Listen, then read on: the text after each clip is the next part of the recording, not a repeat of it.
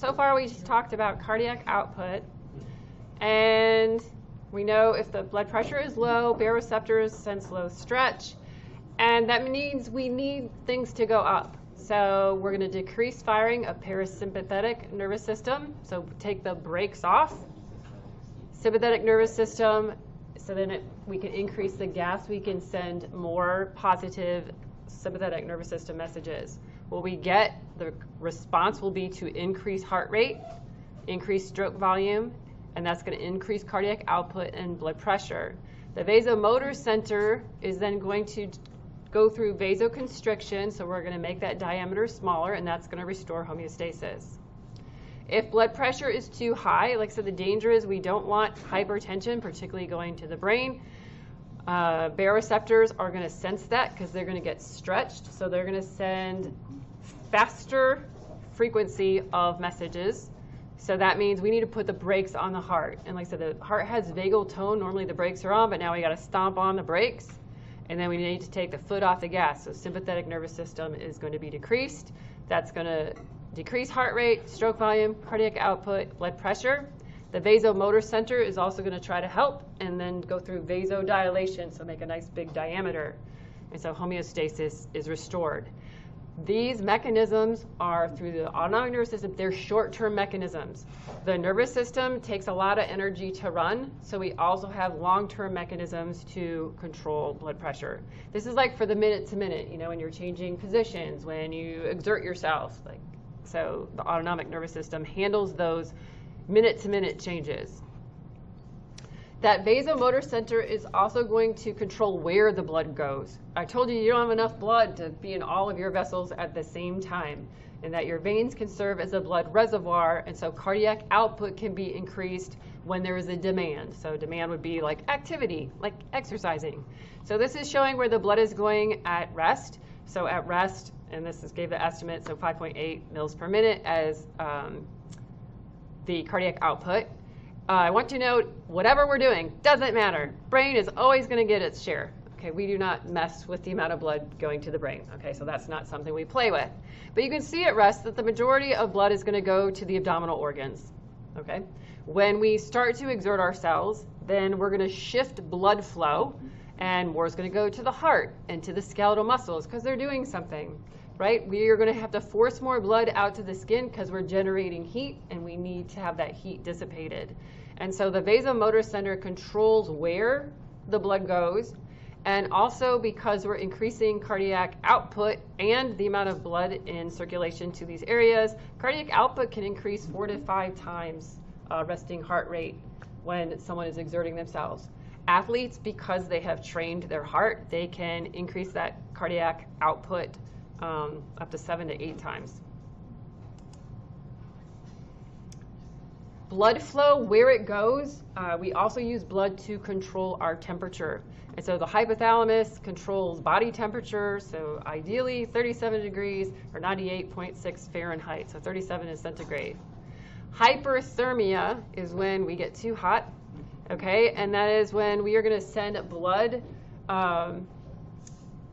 to the skin, okay, because blood carries heat with it, and then we want evaporation and cooling. Also, because everything is hot, we don't want the blood to stay in one place too long, so we want to keep it moving. And kind of my analogy is if you've ever touched a hot pan, you don't sit there and hold it and go, wow, that is really, that's hot, right? Like you drop it like it's hot, okay? So same idea, we don't want the blood to stick around. So increased body temperature increases heart rate and contractility. We want to keep that blood moving. We want to take it to the skin so then we can get rid of that heat. Orthostatic tolerance. When you're hot, I don't know, like if you ever get lightheaded when you're overheated. Yeah, so it decreases orthostatic, so orthostatic changing position tolerance. Hypothermia, we're going to have the opposite effect, okay? So if something is very cold, we're going to keep the blood at the core, right? Because your body doesn't really care about your fingertips in that situation. Okay, so reduce blood flow going to the skin, going to the extremities. And then 2, we want to keep the heat inside, so now we're going to decrease heart rate. A lot of surgeries, too, the surgery rooms are very, very cold. They'll use cold in medicine to just slow everything down. Either direction is not good. It can result in death because enzymes or physiology ceases to work in the extreme temperatures. All right, how do you feel about that? Okay. This next part, if you remember some endocrine, then you've got a good base. If not, you get it again. And guess what? You're going to hear it in Unit 3 too, so eventually you will know all your hormones. The endocrine system is involved in long-term control of blood pressure, mainly by controlling blood volume. Okay, so the vessels are a finite space, and so if you put more blood into the vessels, that's going to increase blood pressure. So increased blood volume increases blood pressure, always. Another rule I want you to remember is water follows salt. Okay, so water follows sodium just because water just moves, right, by osmosis. We can't pump it, we can't tell it where we want to go. The main targets, kidneys' job is to filter blood and make urine, and so the kidneys control blood volume through urination. Hormones also can have an effect on blood vessel diameter, okay, so they can act and cause vessels to constrict. Oh, isn't this messy? All right, so we're going to be down here mostly, so we're going to kind of work our way through this chart. We kind of already said that sympathetic nervous system, we're going to get an increase in cardiac output, increase in heart rate, and we're going to get that vasoconstriction. So we know that sympathetic nervous system is going to increase blood pressure. So we're going to kind of focus down here. The kidneys make renin. We're going to get angiotensin, aldosterone, and antidiuretic hormone. That's where we're going to camp out for a while. I just want to remind you about erythropoietin. Remember, that was made by the kidneys too, and that causes red blood cells to be formed, and that is going to increase blood viscosity and also blood volume. And so increased blood volume, that's going to increase blood pressure. So let's fill this out a little more. All right, so hormones, and we've mentioned them, but here they are again. So if there is low blood pressure, that's going to be detected by the baroreceptors. And I'll connect this more in Unit 3, but notice it says high blood electrolyte concentration. I'm going to wear a shirt that says, why so salty? If we are dehydrated, we lose fluids, or we have too much salt, that too is a cue that we need to conserve our fluids. Okay?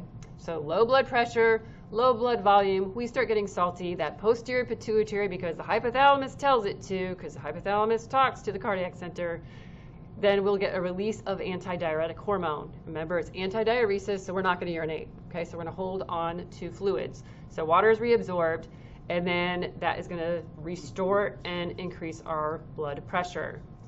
What I'm going to add to you that, yes, you do need to know, and that you'll hear a lot about, is something called the renin, angiotensin, aldosterone system. The kidneys, because they're filtering blood, will also detect that, hey, blood volume is low.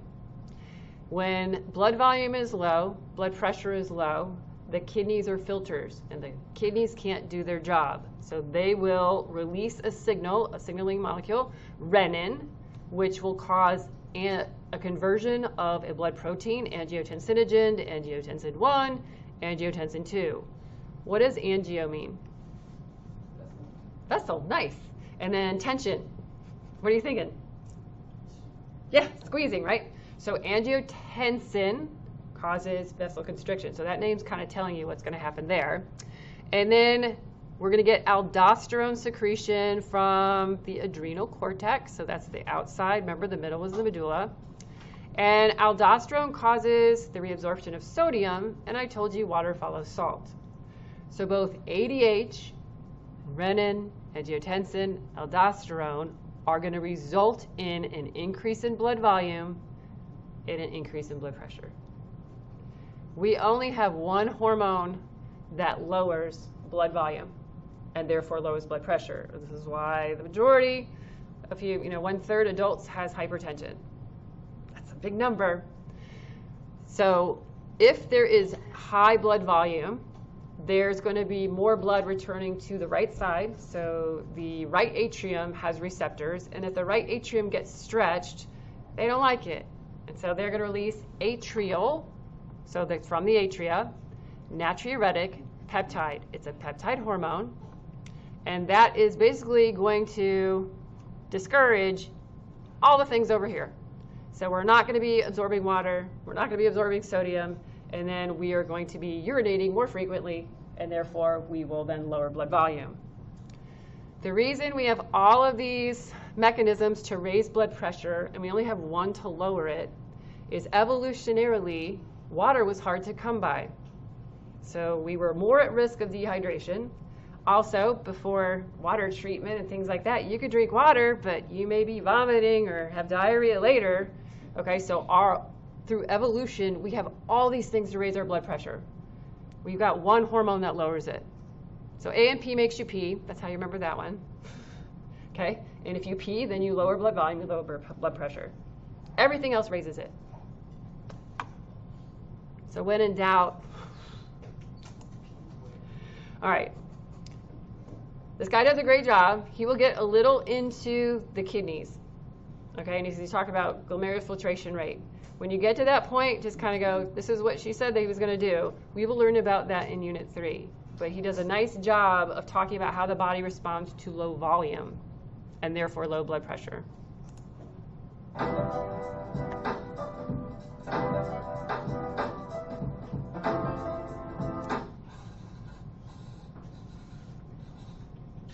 In this video, we will discuss the renin-angiotensin-aldosterone system.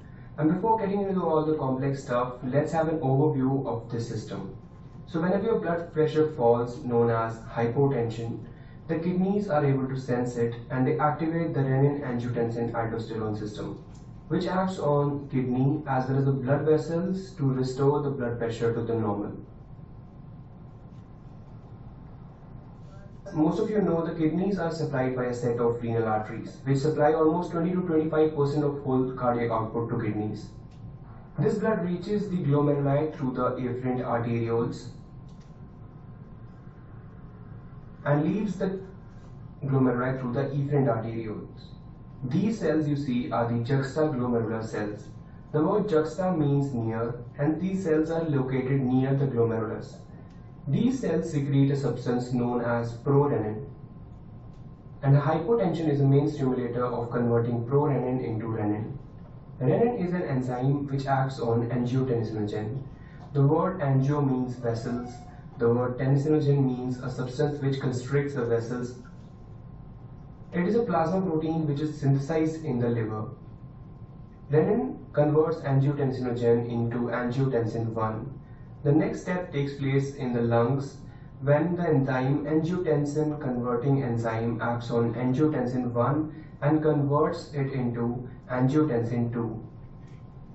The angiotensin 2 is a powerful vasoconstrictor which mediates the effects of renin-angiotensin-aldosterone system. Let's look at the effects of angiotensin 2 on blood vessels. As I said, angiotensin 2 is a very potent vasoconstrictor. It constricts both the arteries as well as the veins. The constriction of the arteries leads to a total peripheral resistance increase, and the constriction of veins lead to increase in the venous return to the heart. Both these mechanisms increase the blood pressure of the person.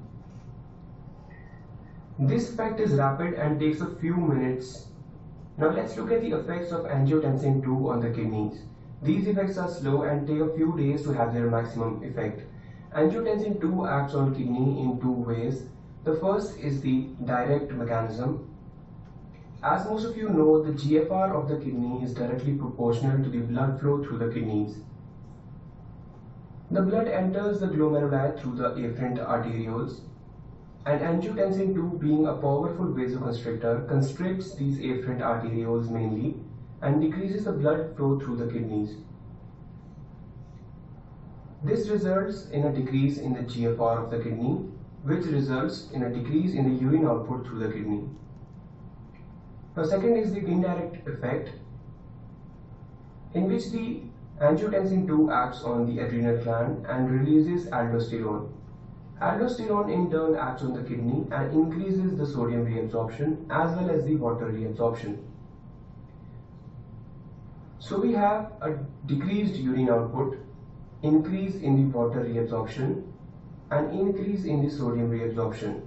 All these effects lead to an increase in the extracellular fluid of the body, an increase in the capillary pressure, and a long-term increase in the arterial pressure. So to summarize, let's suppose a person gets stabbed and he loses a lot of blood. This will lead to a decrease in the blood pressure of the person known as hypotension, which is a potent trigger of activation of renin-angiotensin-aldosterone system. The RAAS further acts on the blood vessels as well as the kidneys and normalizes the blood pressure. So this was all about the renin-angiotensin-aldosterone system. Thank you so much for watching this video. Like our channel on YouTube for all the upcoming videos. Okay, I know I lost you with the GFR stuff, and I warned you, but it'll all make sense after Unit 3. So the how, don't worry about the how, just worry about the what. So when there is low blood pressure, so low blood because of low volume, then we have renin, which is going to be released from the kidneys. This is going to act on angiotensinogen, so we get angiotensin 1 activated. When angiotensin 1 goes, when the blood goes through the lungs, there is angiotensin converting enzyme is going to convert angiotensin 1 to angiotensin 2. Angiotensin 2 is a powerful vasoconstrictor, so that's like sort of a quick fix help. We'll get vasoconstriction. Then it also stimulates the adrenal cortex to release aldosterone. The target is the kidneys. The kidneys are going to reabsorb sodium, and I told you water follows salt, so we're going to hold on to our fluids.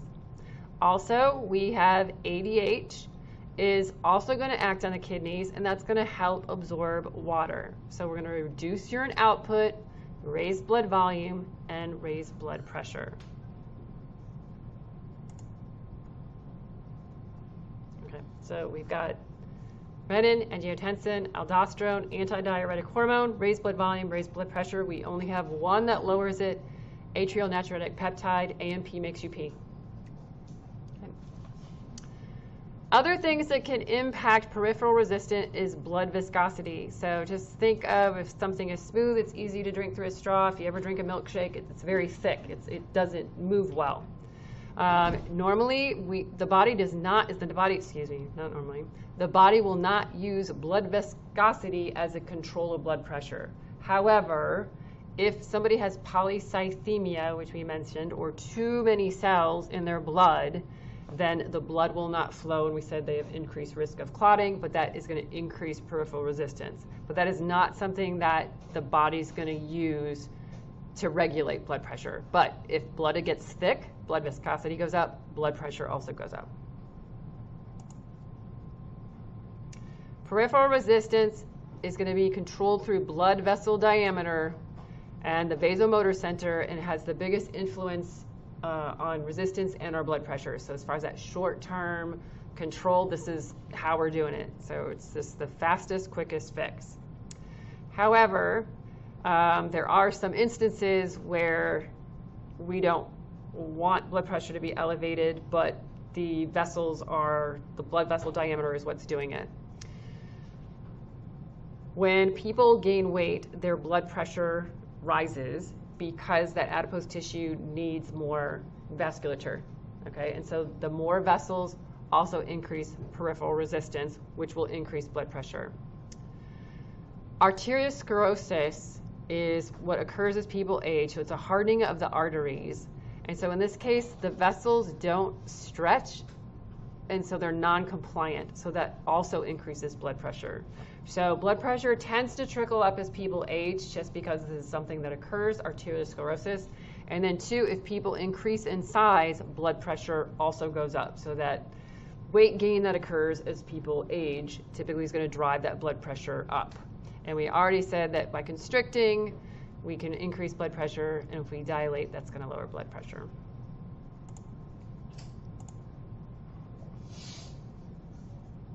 Okay, so we kind of covered, this is a nice figure. I kind of threw in here. It's very scary looking. I do realize that. But we covered this part last week, and then we've kind of we're going through all of these as well. So I just kind of threw it in there if you aren't sort of going back to the textbook. It's just another chart form. of everything we've talked about. All right, so the video we just watched, he talked about, let's pretend someone was stabbed. So hypovolemia is a low blood volume, which is going to cause a dramatic drop in blood pressure. Could be because an artery was cut and someone is bleeding out, so a hemorrhage. It could be occult blood loss or internal bleeding, when people can be dehydrated, often through severe vomiting, diarrhea, also burns, and then certain drugs can lead to hypovolemia. When there's hypovolemia, there's that dramatic drop in blood pressure and blood volume. The nervous system is going to do everything it can do, right? So we are going to sympathetic nervous system, increase heart rate, increase contractility. We're going to get vasoconstriction. The venoconstriction also that is our blood reservoir to add more blood into circulation. Endocrine mechanisms, same thing. Our endocrine system is going to do what it can do. Renin, angiotensin, aldosterone, antidiuretic hormone, erythropoietin, because we're going to need some more red blood cells, all in an effort to increase blood volume and restore homeostasis.